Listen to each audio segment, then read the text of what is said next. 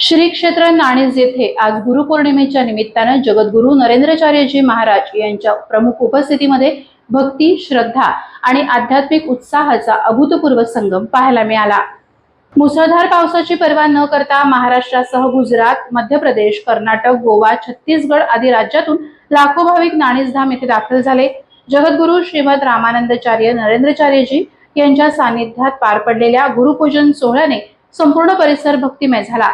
यावेळी नाणीजधाम येथे गुरुपौर्णिमेच्या पवित्र दिनी जगद्गुरू नरेंद्राचार्यजी महाराज यांच्या लेखणीतून साकारलेल्या सनातन पंथ शास्त्र या ग्रंथाचा प्रकाशन सोहळा नाणीजधाम येथे मान्यवरांच्या हस्ते संपन्न झाला। यावेळी रामानंदाचार्य नरेंद्राचार्य यांच्यासह उद्योग मंत्री उदय सामंत, जलसंपदा मंत्री गिरीश महाजन, काँग्रेस नेते नाना पटोले, आमदार अभिमन्यू पवार, प्रशांत यादव यांच्यासह मान्यवर उपस्थित होते।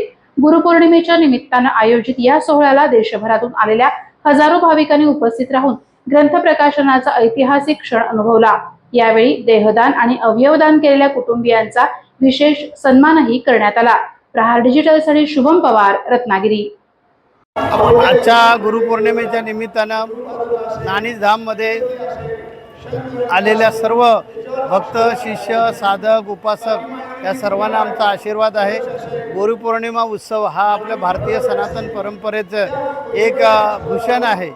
गुरूंच्या ठायी कृतज्ञता व्यक्त करण्यासाठी अनेक अंतरावरून किंवा दुरून लोक येत असतात। भारत देशातून आज वेगवेगळ्या राज्यातील आमचे जे अनुयायी आहेत, भक्तगण आहेत, साधक आहेत, शिष्य आहेत, ते या ठिकाणी आलेले आहेत। एवढा मुसळधार पाऊस आहे तरीसुद्धा त्याची तमा न बाळगता, वरून पाऊस पडतो आणि खाली पूजा चालू आहे तरीसुद्धा त्याची तमा न बाळगता गुरूंवरची जी निष्ठा आहे, गुरूंवरचं प्रेम आहे, आमच्यावर त्यांचं नक्की प्रेम आहे। आणि त्यामुळे आम्ही जे काही समाजाच्या सेवेसाठी वेगवेगळ्या प्रकारचे उपक्रम जे राबवतो, त्या उपक्रमाला भरभरून जो प्रतिसाद मिळतो त्याचं कारणच आहे ह्या भक्तांचं प्रेम आहे। आणि तेच प्रेम पुन्हा देण्यासाठी आज गुरुपौर्णिमेच्या निमित्तानं ते इथे लाखोच्या संख्येनं आलेले आहेत। अगदी जम्मू काश्मीरपासून खाली केरळपर्यंत आणि इकडे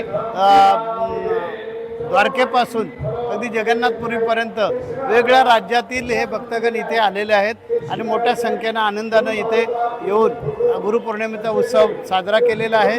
आपल्या पीठाची एक परंपरा आहे की या पीठामध्ये सामवेद, अथर्ववेद, यजुर्वेद आणि ऋग्वेद या चारही वेदांचे गुरुजी या पूजेसाठी असतात आणि अत्यंत शास्त्रोक्त पद्धतीनं, विधिवत पद्धतीनं हा विधी करत असतात।